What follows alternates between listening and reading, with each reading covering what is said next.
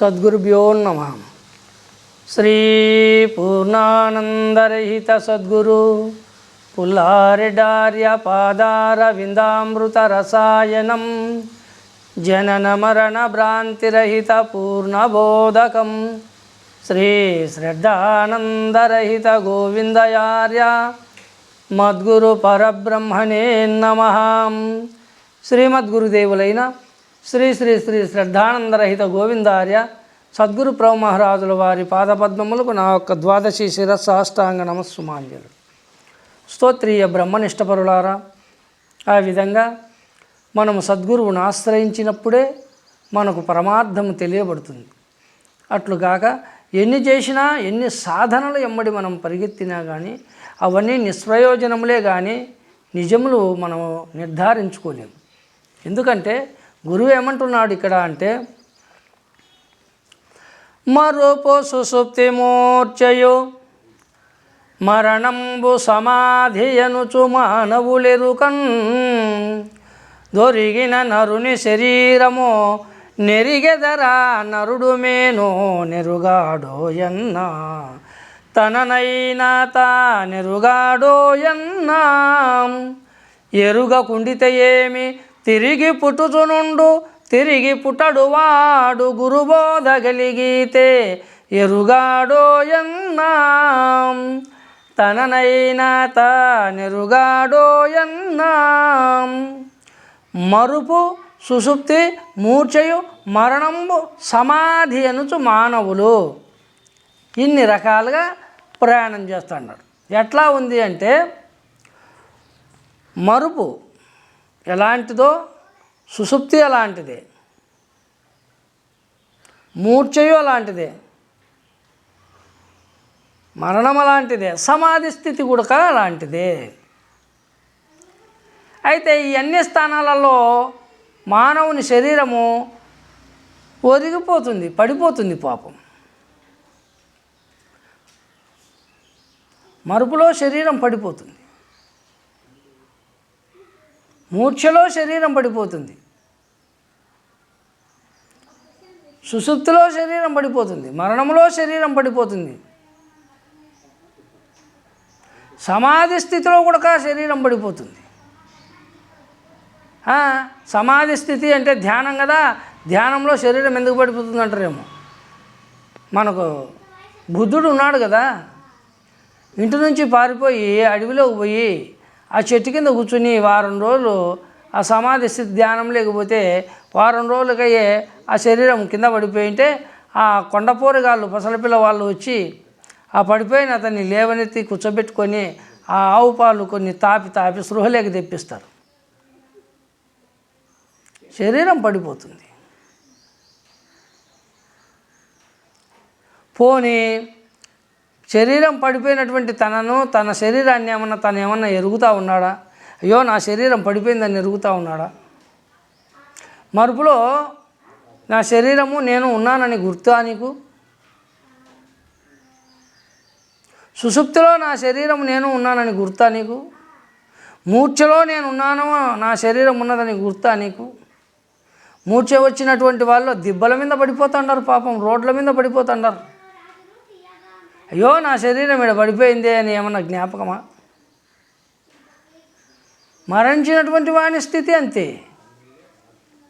మరణించినటువంటి వాడు నడమలోతు గుంత తీసి బూడుస్తూ ఉంటే ఎంత మట్టి మీద వేస్తుంటే అయ్యో నా మీద మట్టి వేస్తుంటారని ఏమన్నా జ్ఞాపకమా?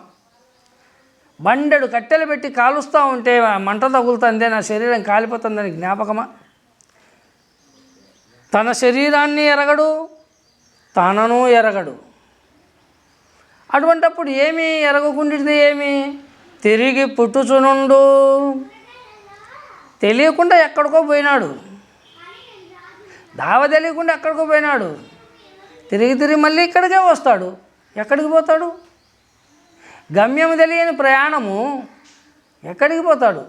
ఎక్కడి నుంచి మొదలుపెట్టినాడో అక్కడికే తిరిగి వస్తాడు.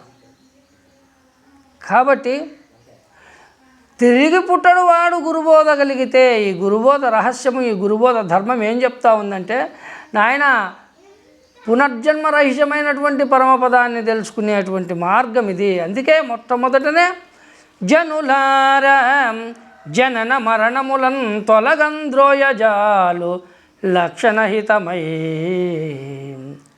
ఓ జనులారా, మనందరము జనించే గతించే వారమయ్యా.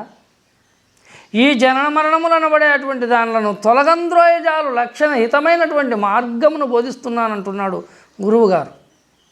ప్రపంచంలో ఎవరన్నా చెప్తున్నారా నీకు ముక్తి వస్తుంది, మోక్షం వస్తుంది, ఆ దేవుని నమ్ముకో, ఈ దేవుని నమ్ముకో, ఆ మంత్రం జపించు, ఈ మంత్రం జపించు, ఆ యోగాలు చేయి, ఈ యోగాలు చేయి, రకరకాలవి భ్రాంతితో కూడుకుని ఉండబడినటువంటి వ్యవహారములే నీకు కల్పిస్తూ ఉండరు. కానీ భ్రాంతి నుండి నిన్ను బయటపడేసే గురువు ఎవరన్నా కనిపిస్తూ ఉండారంటే ఒక్కరు కనిపించడం లేదు. అన్నీ చేయమని చెప్పేటోళ్ళే కానీ ఇడిపించేటోళ్ళు ఎవరు లేరు. చూడండి, ఏవి వద్దు, ఆఖరికి ఏమి వద్దు అన్నవాళ్ళు కూడా మనసుని ఇక్కడ పెట్టుకో, వచ్చిపోయే దాని మీద ధ్యాస పెట్టి ఉంచు, ఇంకేం చేయద్దండి. అన్నీ అంతే కదా. ఇక్కడ గురువు ఏం చెప్తున్నాడు? ఏ సాధన నీకెందుకు, వీసానికి పనికి రాదు వినుమాయ్యా. ఏ సాధన నీకెందుకు?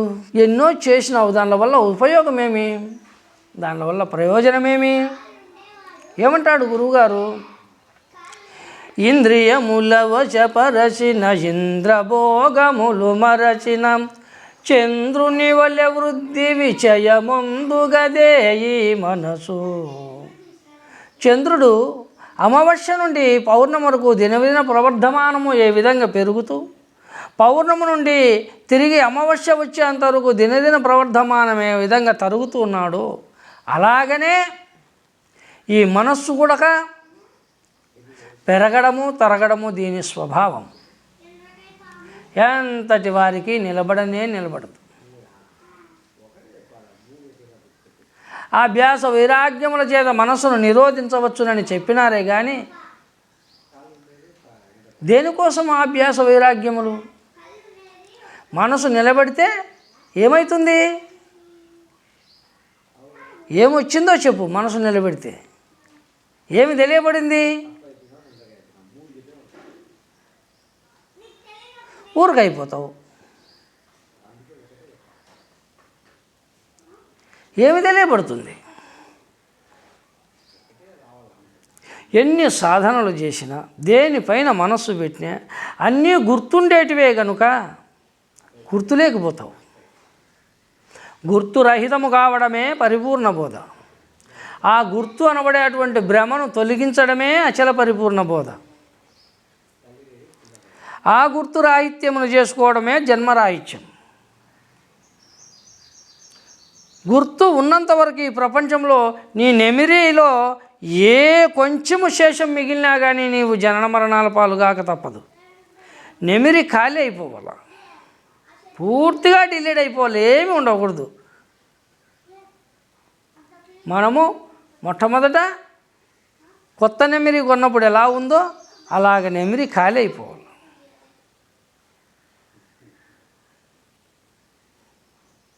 అందుకే మనకు గురువు అంటున్నాడు, దీని రహస్యం ఎంతటి వారికి తెలియదు. తాతలు ముత్తాతలు మన తండ్రులు తనయులు జగాన ఒత్తురు పోదురు దీని మహత్తు తెలియబడదెవరికి. మన తాతలు ముత్తాతలు తండ్రులు తనయులు ఈ జగంలోకి ఎక్కడి నుంచి వస్తూ ఉండరో, ఎక్కడికి పోతుండరో ఎవరికి తెలియదు. దీని మహత్తు ఎంతటి వారికి తెలియబడడం లేదు. పాపం ఈ గాలి బుర్రలో, ఈ ఊపిరి బుడ్డలో, ఈ నీటి బుగ్గలో ఏందో ఉందని అందరూ దీని మీద ప్రయాణమైనారు. ఎవరికి ఏమీ దొరకలే. ఏదైనా ఉంటే కదా వస్తువు దొరికేకి. నీటి మీద బుగ్గ, ఏం వస్తువు దొరుకుతుంది? నీటి మీద బుగ్గ లోపల ఏమన్నా ఉందా? ఏమీ లేదు. పైన సూర్యకిరణాలకు ఆ బుగ్గ పైన రంగురంగు వర్ణాలు, నీలి కలర్లు కనిపిస్తూ ఉండా, ఇంద్రధనస్సు మాదిరి. దాన్ని చూసి భ్రమిస్తూ ఉంటాడే కానీ నిజానికి ఇందులో ఏమీ లేదు.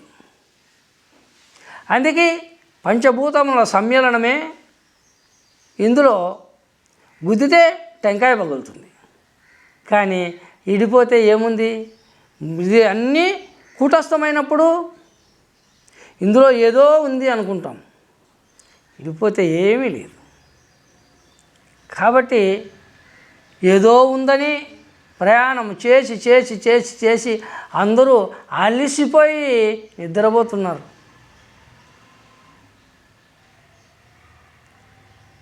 ఎందుకు వాళ్ళు ఆ విధంగా అందరూ ప్రయాణం చేసి అలిసిపోయి నిద్రపోతున్నారంటే, నిజమైనటువంటి గురువును చేరుకోలేక సొంత ప్రయత్నాలు చేసి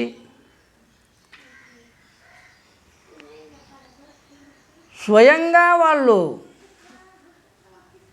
ప్రయత్నం ద్వారా పరమార్థాన్ని తెలుసుకోవాలా, దేవుడెవరో తెలుసుకోవాలా, నేనెవరో తెలుసుకోవాలా అని ప్రయాణం చేసినటువంటి వారు సద్గురువును ఆశ్రయించక వాళ్ళకందరికీ ఆ కష్టాలు, ఆ బాధలు.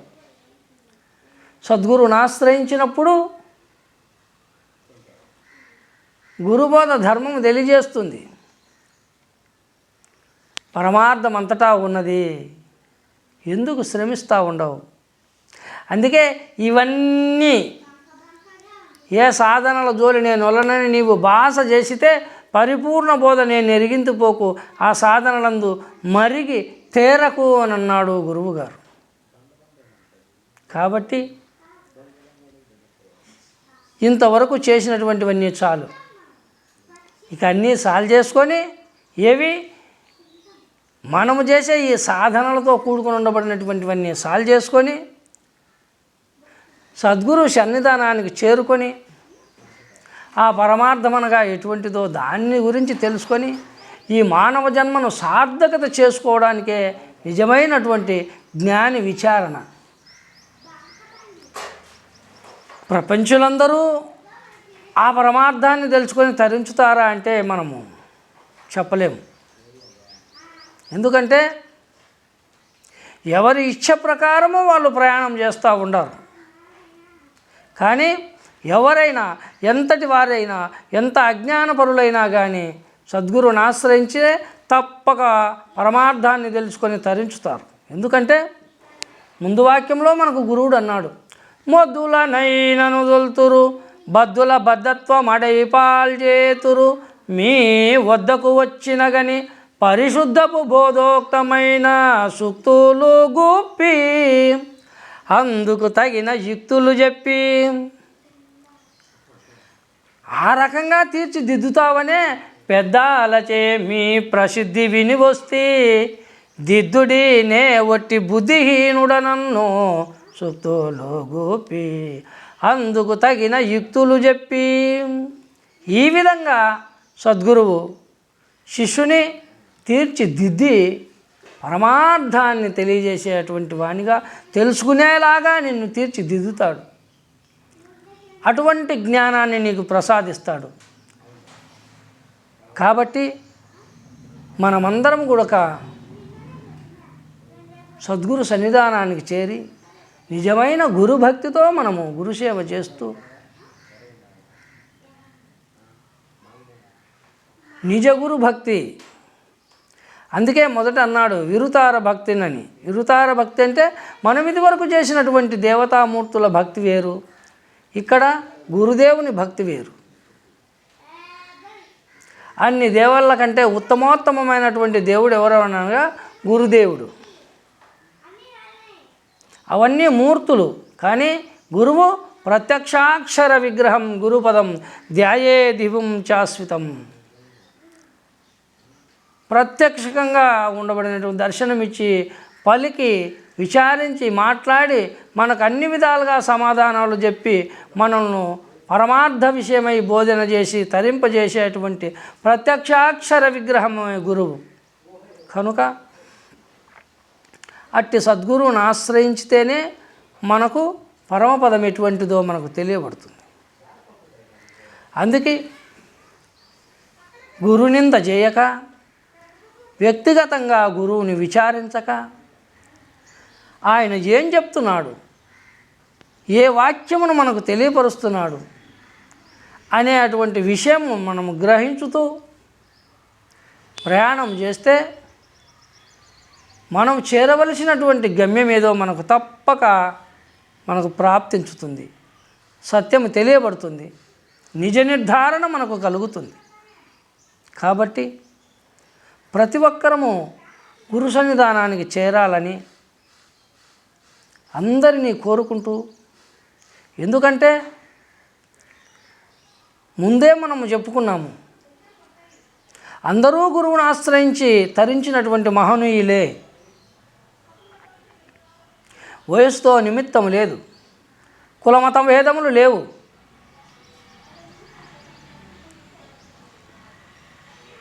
మంచి మనస్సుతో, వంచన లేనటువంటి భక్తితో, ఎందుకంటే మనము గురువు దగ్గర ఏం కోరుకుంటున్నాము? ఆ పరమార్థాన్ని తెలుసుకునే విధంగా మనం కోరుకుంటున్నామే తప్ప ప్రపంచ వ్యవహార భ్రాంతితో మనం ఏమీ కోరలేదు. అటువంటి నిజమైనటువంటి గురుభక్తితో వచ్చినప్పుడు మనము గురువు యొక్క ధర్మాన్ని తెలుసుకుంటామని తెలియజేస్తూ, రాబోయే వాక్యంలో ఇంకా పరిపూర్ణ బోధ గురించి మనము పూర్ణత్వంగా తెలుసుకుందామని సద్గురు ప్రభు మహారాజుకు జై.